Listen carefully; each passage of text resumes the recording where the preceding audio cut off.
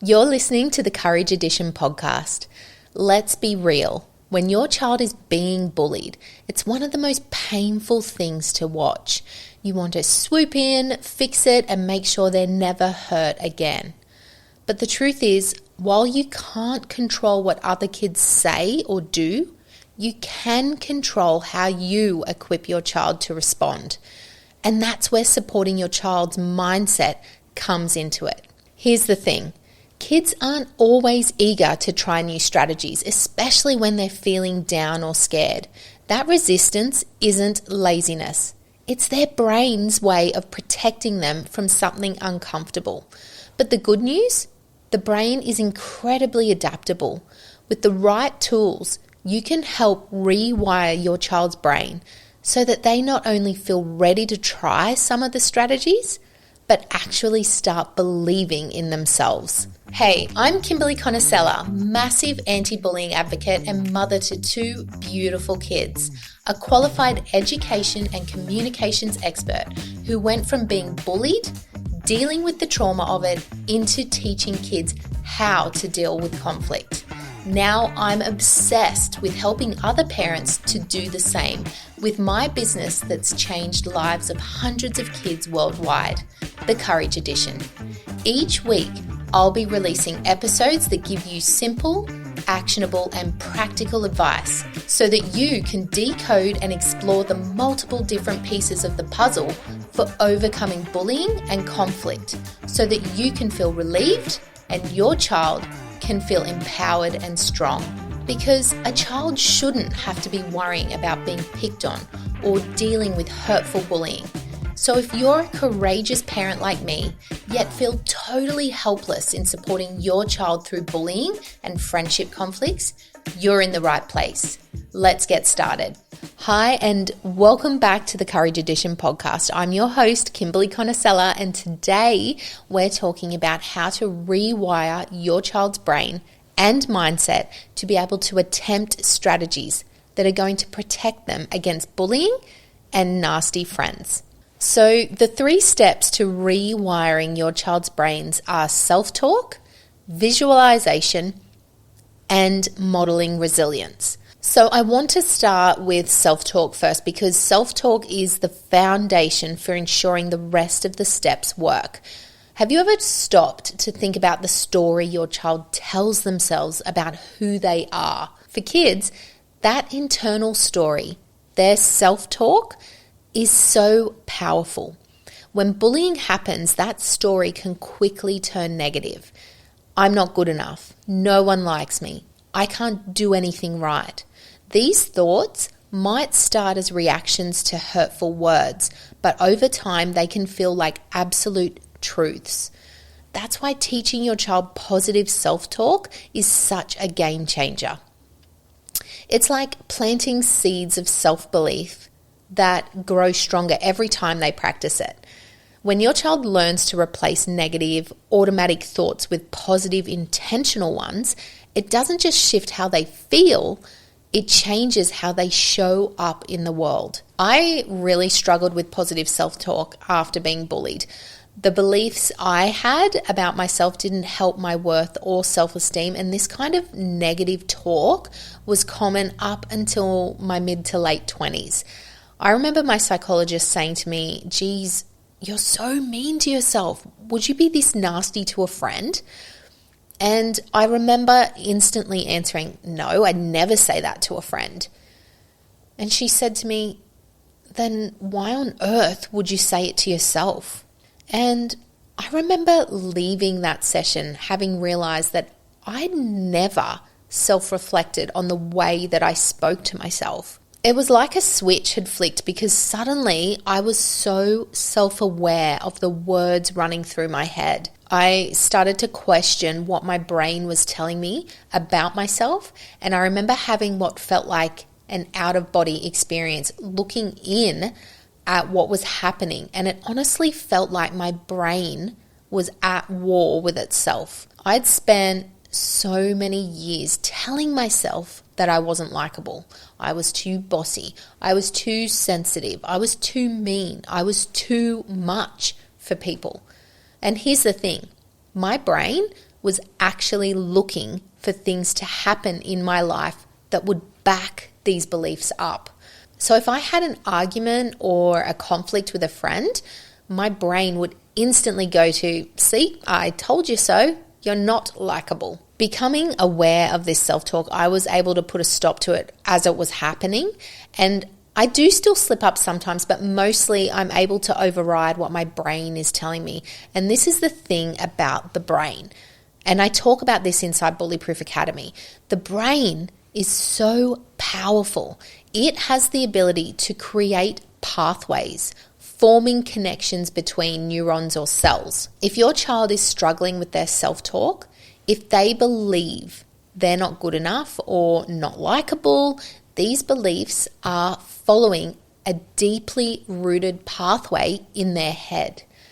Now, I'm going to put my hand up right now and say I'm no scientist.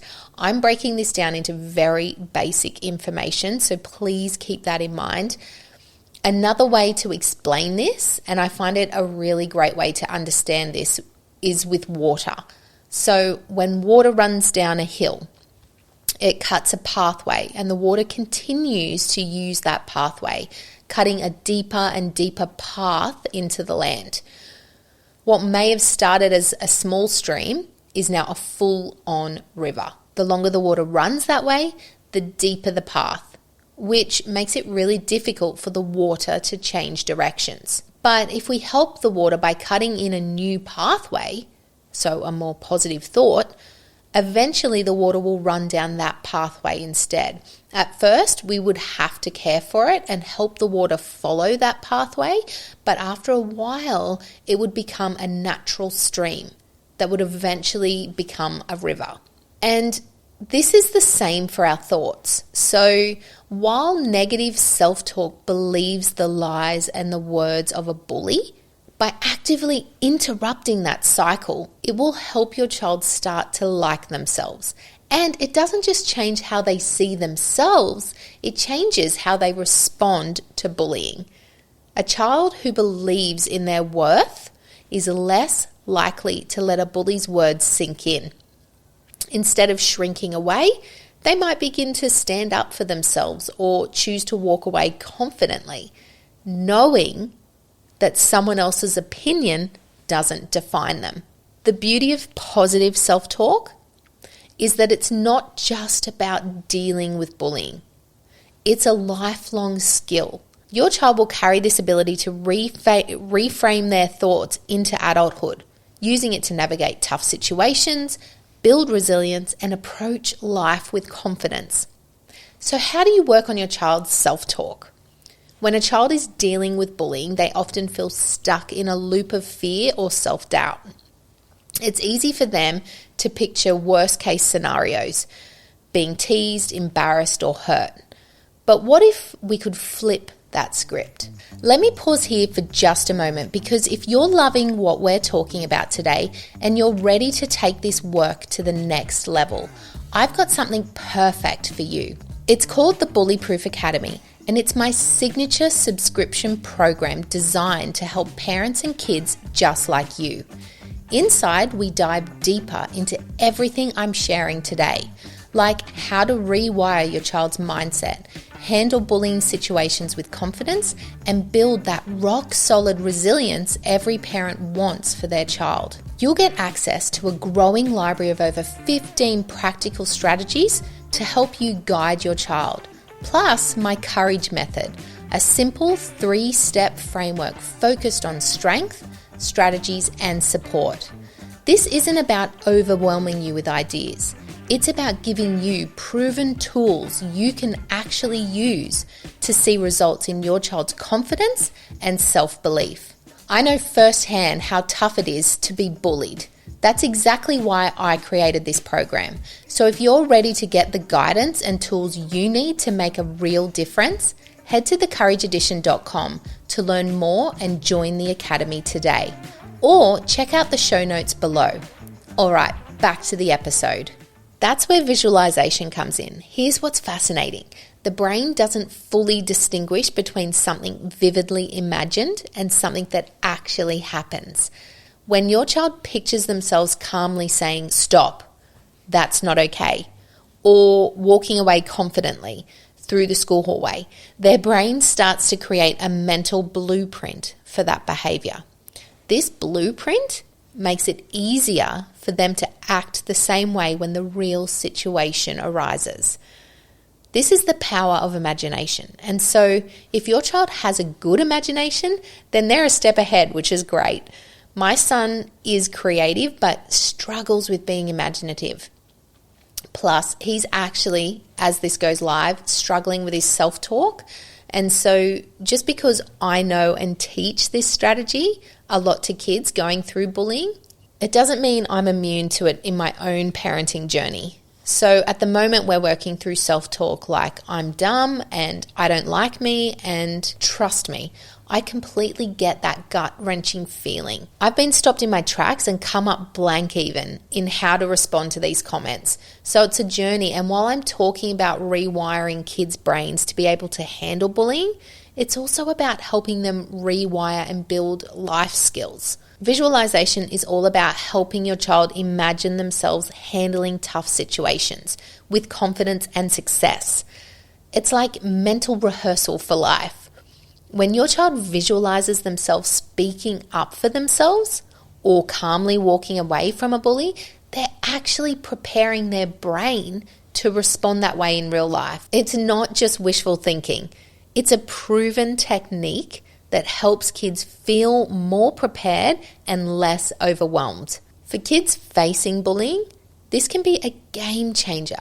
Instead of feeling caught off guard or powerless, visualization helps them feel like, I've done this before, I know what to do. It's about building a sense of control in situations where they often feel like they have none. And so to help your child to visualize themselves stopping bullying, role plays can be really effective. Role-playing strategies at home is one of the most effective ways to help your child prepare for and handle bullying. Here's why. It allows your child to mentally rehearse challenging situations in a safe, supportive environment. By acting out different scenarios like standing up to a bully, walking away confidently, or seeking help from an adult, they're not just imagining success, they're practicing it. When your child role plays, their brain starts to create a mental map of what success looks and feels like. This visualization helps them approach real life situations with confidence because they've been there before, even if only in practice. It also reduces the fear of the unknown, which is often a big part of what makes bullying so overwhelming. Role-playing also lets your child experiment with strategies and figure out what feels natural for them. The beauty of role-playing is that it bridges the gap between imagining success and experiencing it. When kids practice what they'd like to say or do, they're far more likely to feel prepared and empowered to take action when it counts. And this brings me to my last point, which is modeling resilience. What do I mean by that? It's about showing your child through your own actions and reactions what it looks like to stay strong, confident, and composed in the face of challenges. This is the final piece of the puzzle that really helps your child take the strategies they've role-played and put them into practice in the real world. When you model resilience, you're essentially teaching your child how to respond to tough situations without even saying a word. They watch how you handle setbacks, how you stay calm under pressure, and how you move forward even when things feel difficult. This gives them a real life example of what it looks like to face challenges with courage. Now, here's the incredible part. When your child sees you responding resiliently, it rewires their brain. Children's brains are like sponges, soaking up the behaviours they see repeated. If they consistently see you reacting with confidence and problem solving, those behaviours start to become part of their own mental toolkit. So when your child practices speaking up, using assertive language, or walking away from a bullying situation, during a role play, they're creating a mental blueprint for success. But taking those strategies from practice to reality can feel daunting. When you model calm, steady reactions in your own life, you give your child a reference point. For instance, if they've role-played saying, "Stop, that's not okay," but feel nervous about actually saying it to a bully, they can draw on the confidence they've seen you demonstrate. And it helps them think, if mum or dad can handle tough things, so can I. Your resilience reinforces the belief that they can face challenges too. It bridges the gap between I practice this and I can actually do this. And this repetition of seeing you being resilient, visualizing themselves being resilient, and talking kinder to themselves is what helps them break free from the feelings of powerlessness that bullying often creates. Over time, they become more confident in handling difficult interactions and more likely to take the lead in stopping the behavior. Whether that's setting boundaries, asking for help, or simply refusing to engage. Rewiring your child's brain isn't about quick fixes. It's about consistent, small steps that add up over time. Positive self-talk, visualization, and modeling resilience are all tools that not only help them handle bullying, but also prepare them for life's challenges, which is what every parent wants, right? You're not just teaching them how to deal with bullies. You're teaching them how to navigate the world with confidence, courage, and strength. And that's a gift that will last a lifetime. So that's it from me. I hope you've had some great takeaways from this episode. I appreciate you sticking around to the end. If you liked this episode, please let me know by giving me a review. I would really appreciate it. And I'll see you next time on the Courage Edition podcast. Bye for now.